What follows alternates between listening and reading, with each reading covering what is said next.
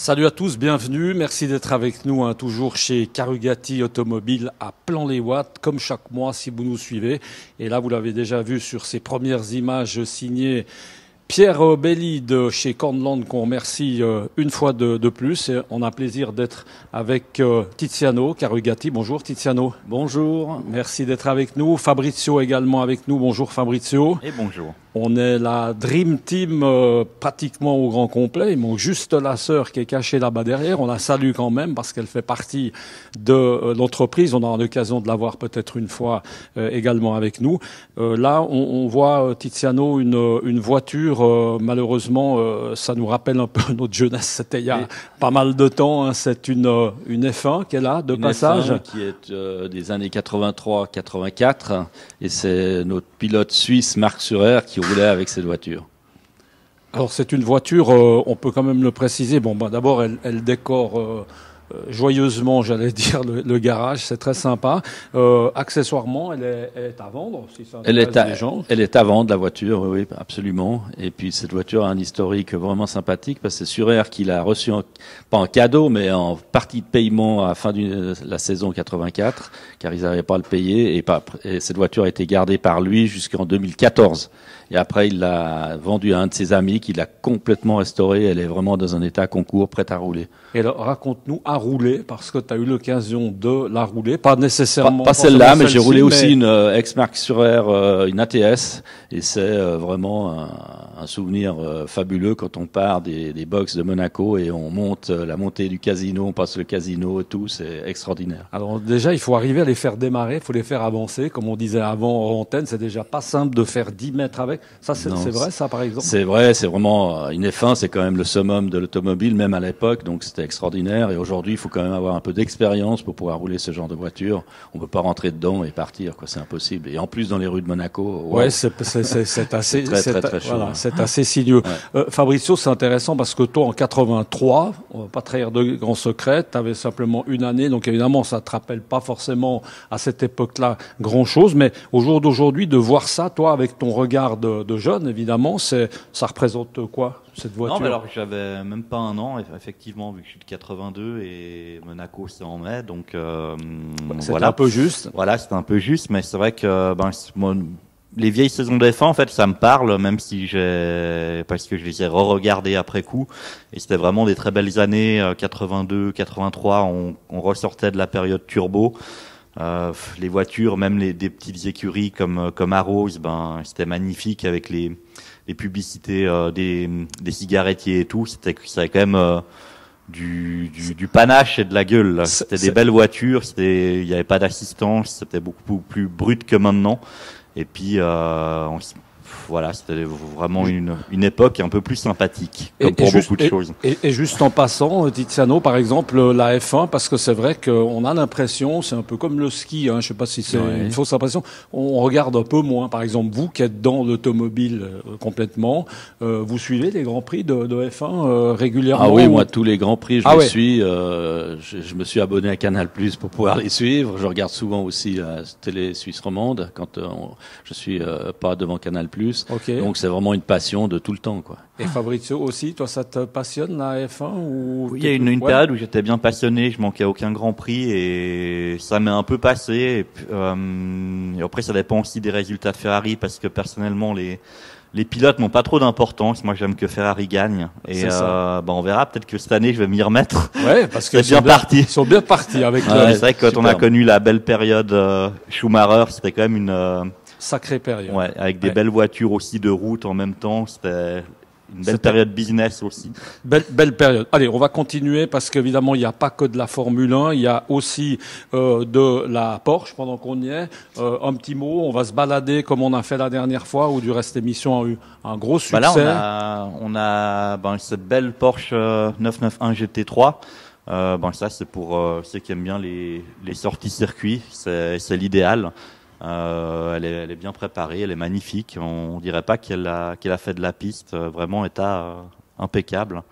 Et voilà. Voiture Tiziano. Non, c'est une des super voitures pour les passionnés qui veulent faire route et se déplacer sur le circuit et pouvoir rouler. C'est vraiment une voiture vraiment agréable et qui va très vite. Ligne formidable, hein, c'est compact comme très, ça, très belle c'est voiture. bas, ça doit bien tenir la route. On peut peut-être continuer, on peut peut-être revenir par ici. Bah oui, là on a la chance d'avoir pas une mais deux Carrera GT. C'est qu'une la supercar du début des années 2000 de Porsche, qui vient après la 959 et avant la 918.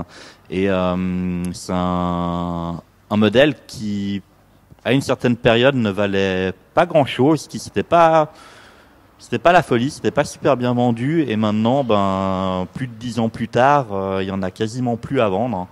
Et les prix ont totalement explosé depuis 3 mois. Les prix ont doublé, voire triplé sur ces voitures. Et là, on parle de budget au-dessus du million, voire deux. Donc c'est vraiment, on a la chance d'en avoir deux.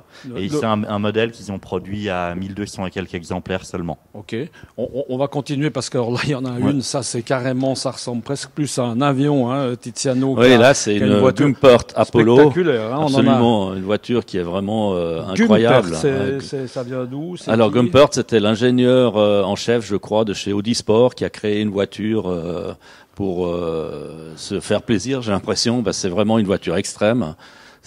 Par contre, celle-là, elle a un super avantage, c'est qu'elle est homologuée route ici en Suisse. Donc très très peu sont homologués et c'est une voiture, on peut dire que c'est presque une voiture de course, quoi, mais vraiment très efficace. Et à conduire, toi qui as sûrement dû, ou Fabrizio. Alors moi j'ai conduit ça. Ouais. Voilà justement, c'est comment pour les puristes, les gens qui connaissent, je sais pas moi, une Ferrari, une Lamborghini, ou Pagani, ça a quelque chose à voir ou c'est encore? Non, c'est encore plus compliqué à rouler, à utiliser, donc c'est vraiment la voiture extrême par excellence. Hein. Quand tu dis plus compliqué, ça veut dire quoi? Plus réactive, il faut être très attentif avec ce genre de voiture quand on roule parce que ça va très très vite avec 720 chevaux sous le pied, on peut pas faire de bêtises, quoi. Fabrizio, toi, tu as eu l'occasion de te mettre un peu aussi au volant pendant qu'on y est? Moi, je l'ai juste déplacé et pour moi, c'est plus une voiture de course que de route, même si c'est homologué.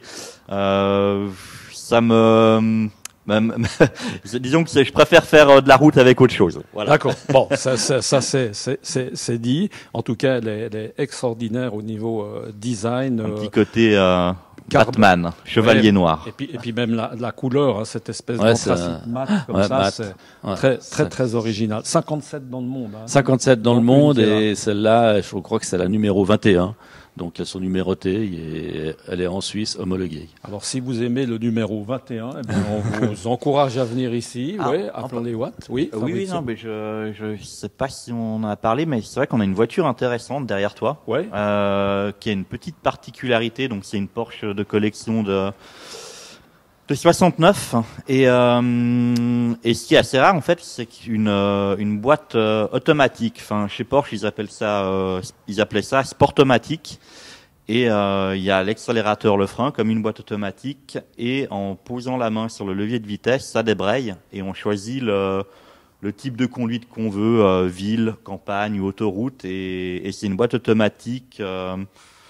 C'est une un peu maison premières, de l'époque. Voilà. Ah ouais, c'est rare d'avoir des vieilles 911 qui ne sont pas manuelles. Donc c'est vrai que vu qu'on est à côté, j'y pense, ça mérite la petite histoire. Absolument. 911 Sportomatique. Et puis en plus, c'est vrai que là, l'été qui vient, on voit que là, vous avez un petit peu décapoté tout ce qui est Targa, cabriolet. Voilà, à décapoter, cabriolet. Peut-être qui permet de fumer sans laisser les odeurs dans la voiture. Et voilà. Exactement. Tiziano, un petit mot, Ça, on l'avait déjà présenté à un moment donné. Elle est prête à livrer. Elle a été vendue. Elle va partir une S500 cabriolet. Et puis là, c'est toujours une petite F40, ça passe toujours bien. Testarossa. Une Testarossa, pas une F40. C'est une voiture qui est quand même mythique parce que dans les années 84, ils ont présenté cette voiture, si je me souviens bien, à Paris, au Salon de Paris. Et quand on l'a vue la première fois avec ce cul très très large, c'était quelque chose de la voir sur la route quand on la voyait passer.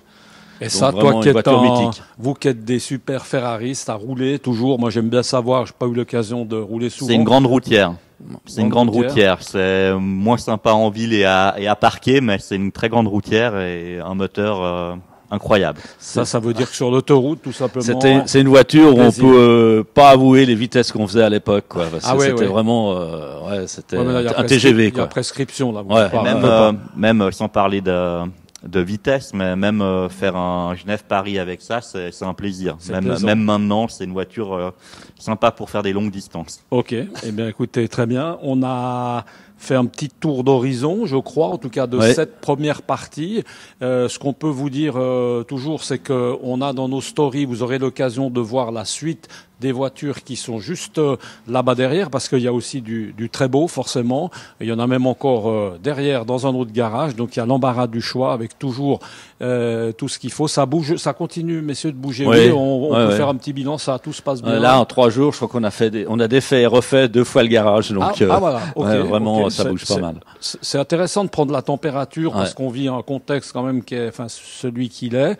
Donc c'est toujours sympa et bien de savoir que, ma foi, le commerce, en tout cas de voitures, à préciser, d'occasion, parce que la voiture neuve est un peu plus compliquée, je crois. Très difficile, beaucoup de problèmes de livraison des voitures neuves en ce moment. C'est ça. Donc là, c'est tant mieux, évidemment, puisque vous, c'est en principe plutôt de la voiture, forcément, d'occasion. Complètement. Merci beaucoup, messieurs, de nous avoir reçus. Et puis on se retrouve le mois prochain pour parler automobile. À bientôt. Ciao.